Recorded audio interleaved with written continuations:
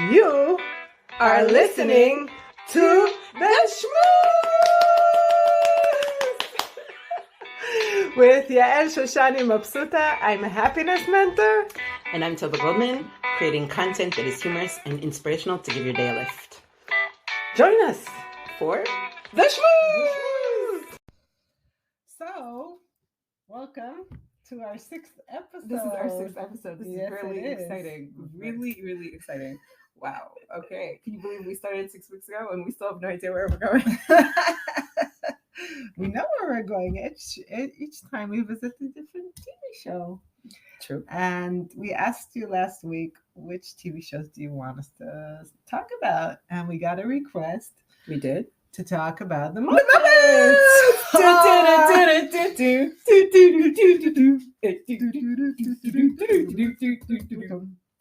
Okay, so let's talk about the Muppets.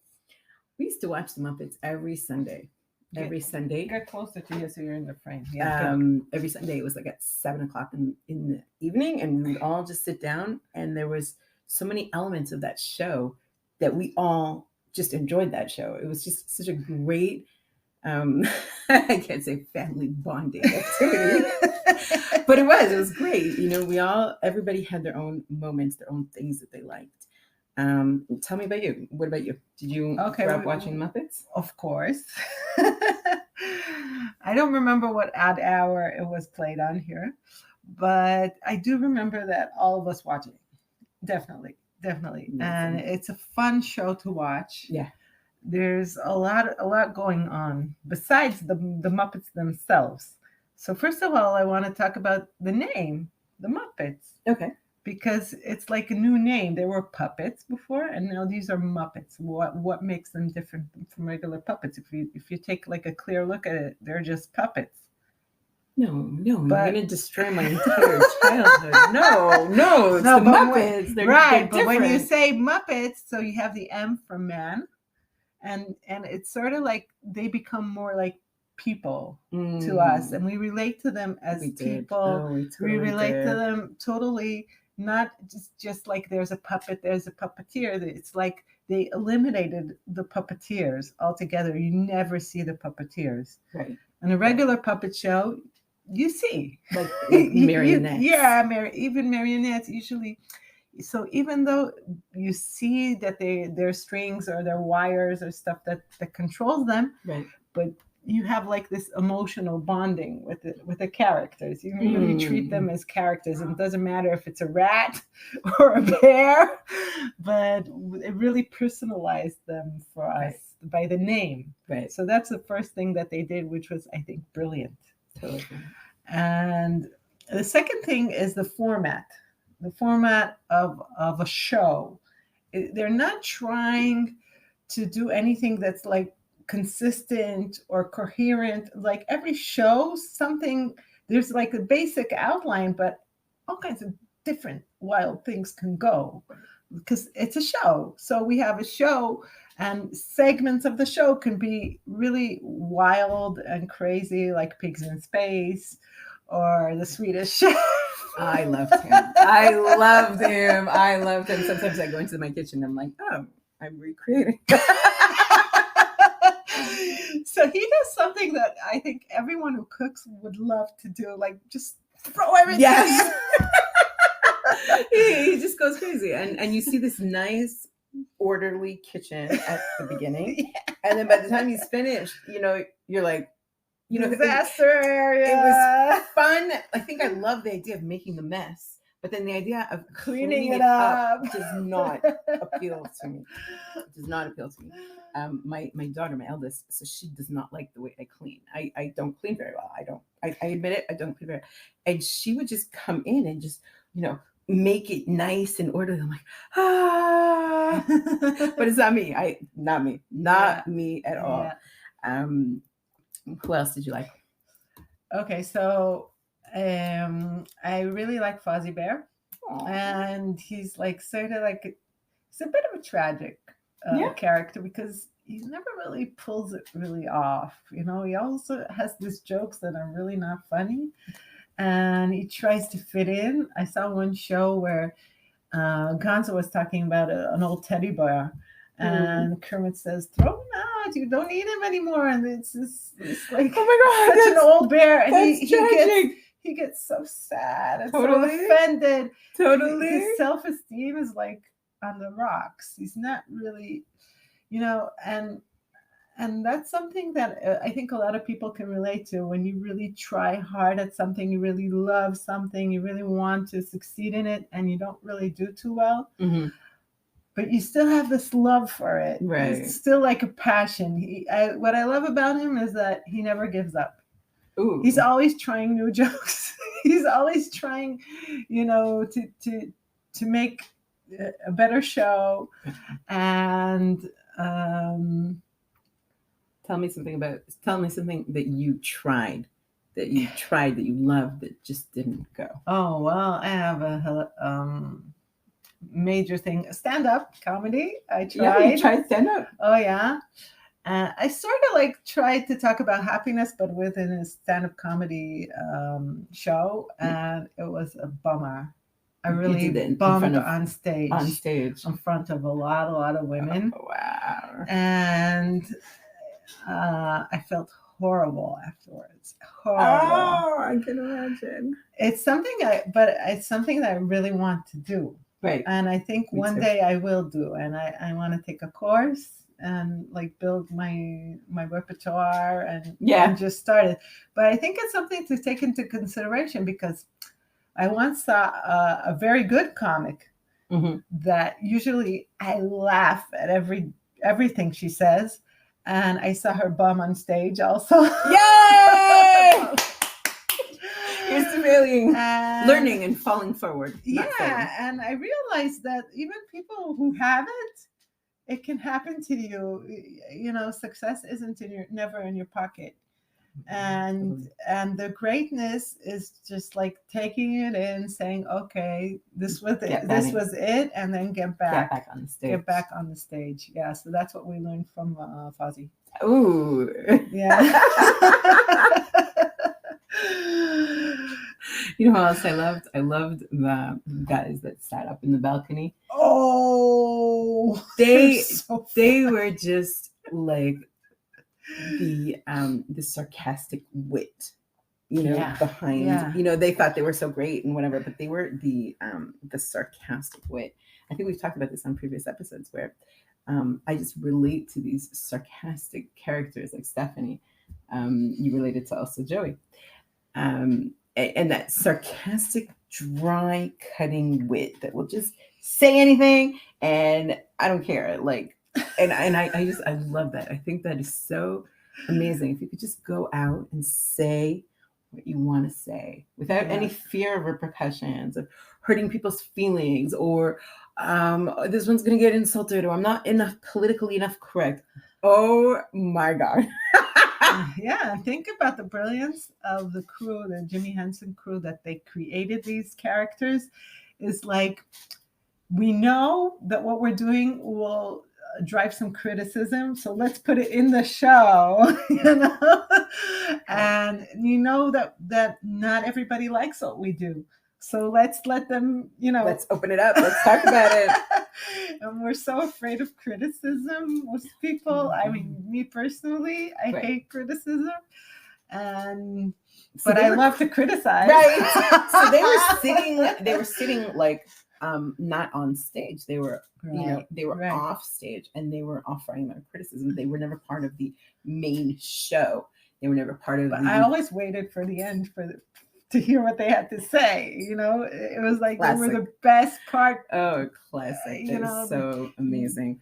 Let's talk about Kermit and Miss Piggy. Ooh. So what I noticed, most shows that I watched, was that there's always this on and off between them.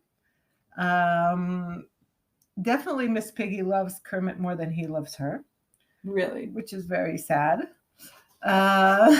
She's all over him, and he's like, I don't see a lot of chapters where he's really, really in love with her.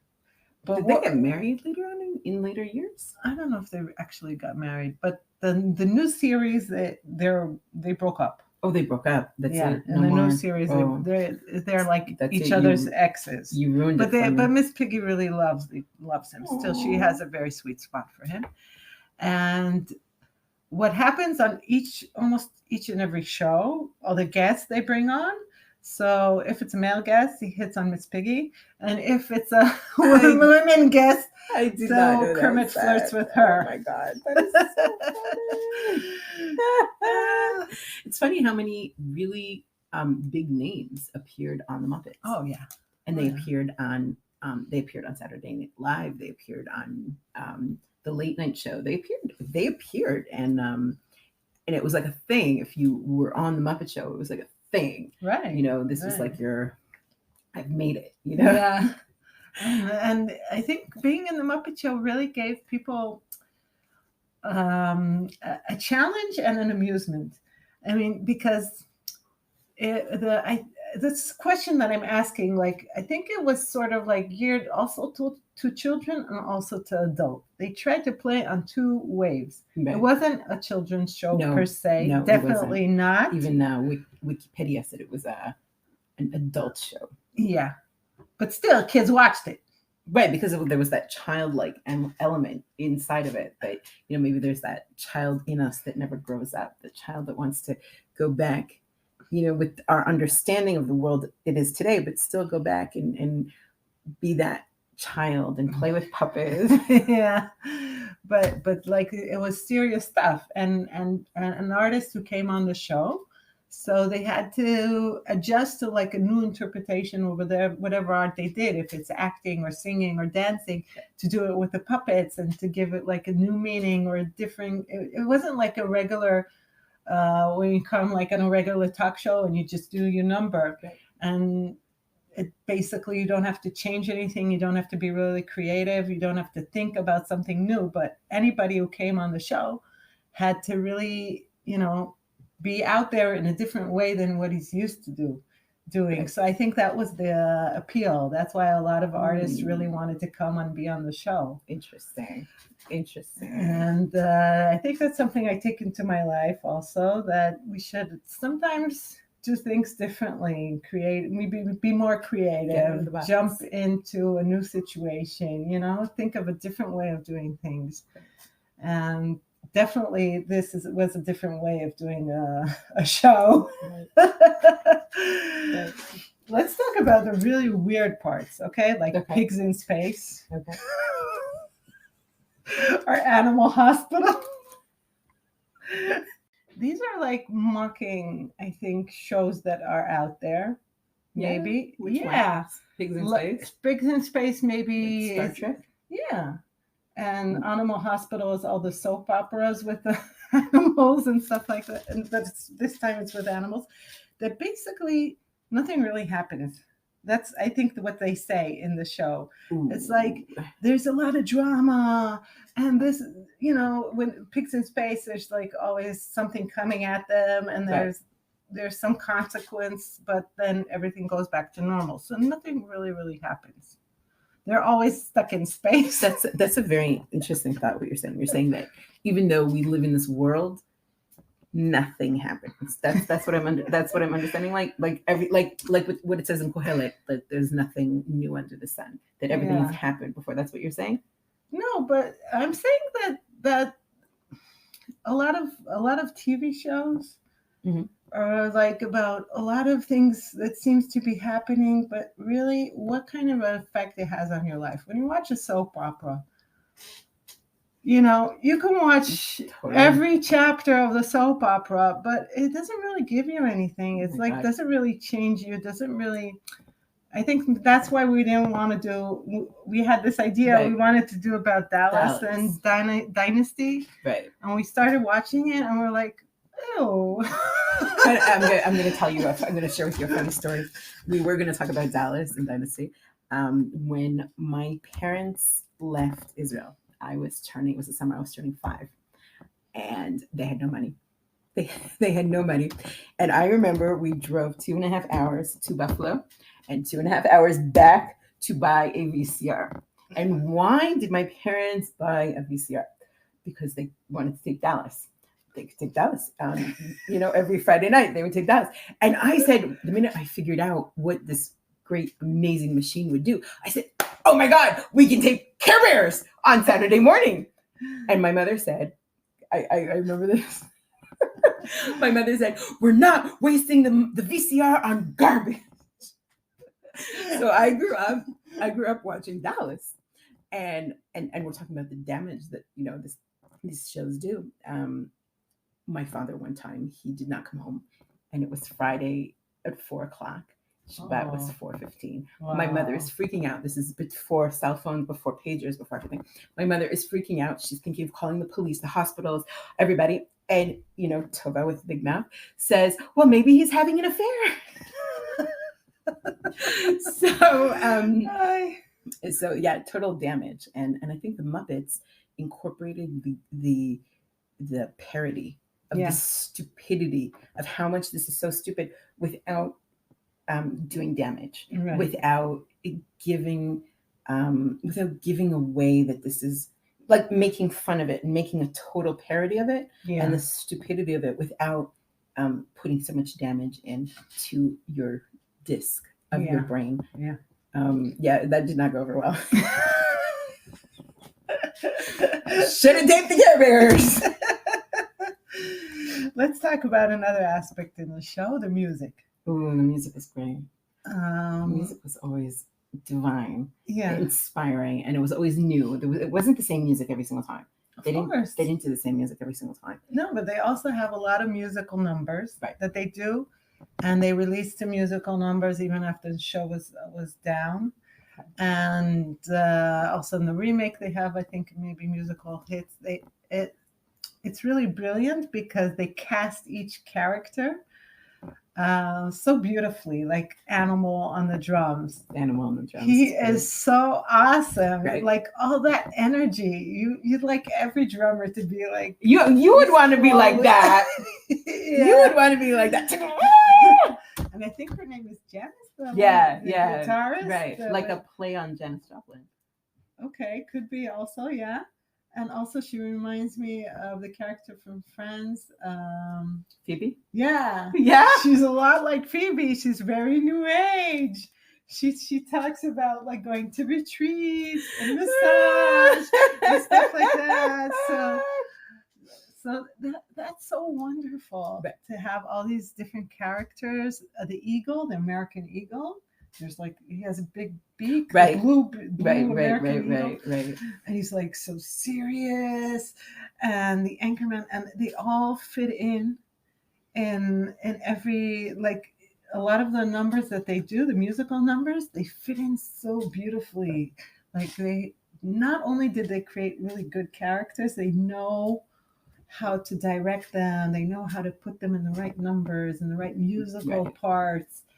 And really connect, because I think what they did was like very distinct characters. Yeah. And each character, there's a backstory there. There's like, he has a history. It's not just something out of the blue. Right. And that's awesome. Yeah. That's really awesome. Yeah. I think that they created, like you said, with Gonzo. Gonzo, what was his name? No, the teddy bear, the Fozzie. Yeah. I think they created like distinct, like you said, personalities. I always felt like a little bit sorry for Kermit. Yeah, he annoyed me. Yeah, he annoyed me very much. Like, get it together, yeah. But I felt sorry for him, because here's this guy, this frog, and he doesn't really know how to live up to his potential, and he doesn't know how to make the most of himself. So even though he annoyed me, he evoked my sympathy, my compassion. Whereas Miss Piggy, wow, I wanted to shoot her. There were times when she's so full of herself. Shut up, and you're a pig. Yeah, I mean, let's call a pig, and you were a pig. Yeah. She annoyed me. Definitely. I think that's the beauty of the characters, that they were able to get into your skin and some sort of like relationship with them. I like this one. I like that one. I like that one. It developed like a personal affinity with these characters, and so you would watch them day after day, month after month, and you know sort of where the character is going, what the character is doing. Yeah. Let's talk about Gonzo. Okay, let's talk about Gonzo. Well, I think he has the most like comic relief of the show. He like every in the old series, like every time at the end of the theme song, he would blow his trumpet and something else would happen. Right. And it was always something very funny. And he's like a stuntman that right. None of his stunts work, but they're hilarious, you know. And he's weird. He has a relationship with three hens. Really? Yeah, he's married to one, I think, and he has two other of their friends. It's not really clear what's going on there. He's really weird. Okay. And still, you know, he's part of the show. Right. And I think that's one thing that started maybe when they created the show, is to say, it's okay to have these weird characters on the show. And it's quirks. Like, and quirky. Yeah. That's really interesting that they gave room for that, because you would think like in the industry of entertainment, it took a while for regular TV to incorporate any people who were not like standard. Think about soap operas. Everybody has to be beautiful. Everybody has to be nice, and you know, and even though they weren't, but they have to look nice. Yes. And then you discover who's the bad person. I mean, and then on this show, it's okay. It's okay to be weird. It's okay to be normal. It's okay to be lonely. To be a rat. To be a cockroach. Whatever. You know, we have a place for you on our show. That's beautiful. That is so beautiful. Big, huge monsters that eat everything around them. Everything's okay. Everything goes. I like that. I think that is just really, really, really awesome. And we are heading off to the end of another show. Oh, wow. Time flies when you're having fun. So I wanted to talk about one little thing, like towards the end. Okay. To talk about the thing that I think, I'm not sure I'm so happy that my kids would watch this show. Okay? Because everything goes, then everything's acceptable. Yeah. And it's acceptable, like I talked about before, that like Kermit would hit on all the women. There's also a lot of innuendos. A lot of innuendos that I don't want my kids to pick up, you know? That I want my kids to save their love for the person they're gonna, you know, build their house with. That's a question that I think I'm gonna keep holding in my mind. How much do kids catch up on this? You know, do they pick up? I don't know. What do you think? Oh, I don't know. Because I don't remember it as a child. As a kid, you don't remember. No, I don't remember it. Just watching it as an adult, I was like, oh my God, what's happening here? Right. This is wrong. Right. And I think maybe this show is good enough for them to watch, and maybe they won't pick up on the innuendos. I don't know. Yeah, it's interesting. I think it's a fine line, because do you want our kids? Do we want our kids? Do we want to raise our kids in a totally like enclosed bubble, in which case they see nothing, hear nothing, and then they go out into the world and it's like, or do we give them a bubble with openings? Yeah. I think also, yeah, that's a good idea, because a lot of the things, maybe they'll also feel it's wrong. Maybe just not, you know, maybe they'll catch on to it and they'll say, oh, this is wrong. Right. And also, like, we both hate Miss Piggy, and we know that her behavior is something we don't want any of our kids to do, but I don't think anybody wants to emulate her. I think there might be a little bit of Miss Piggy in every one of us. You know, like every one of us wants that to shine. So offy. Yeah. Yeah, but we're not going to go to those extents. We're not going to be like revengeful to people who succeed more than us. We're not going to be like no. But I think there's that part of us in who would like to, maybe. Yes. Oh, yes. But I think it's an interesting question that we will have to debate on further episodes. Okay. What do you say? Yeah. So we didn't think about next week what we're going to talk about. So you're definitely encouraged to suggest. Please tell us what you want us to talk about. And we will see you next week on The Shmooze.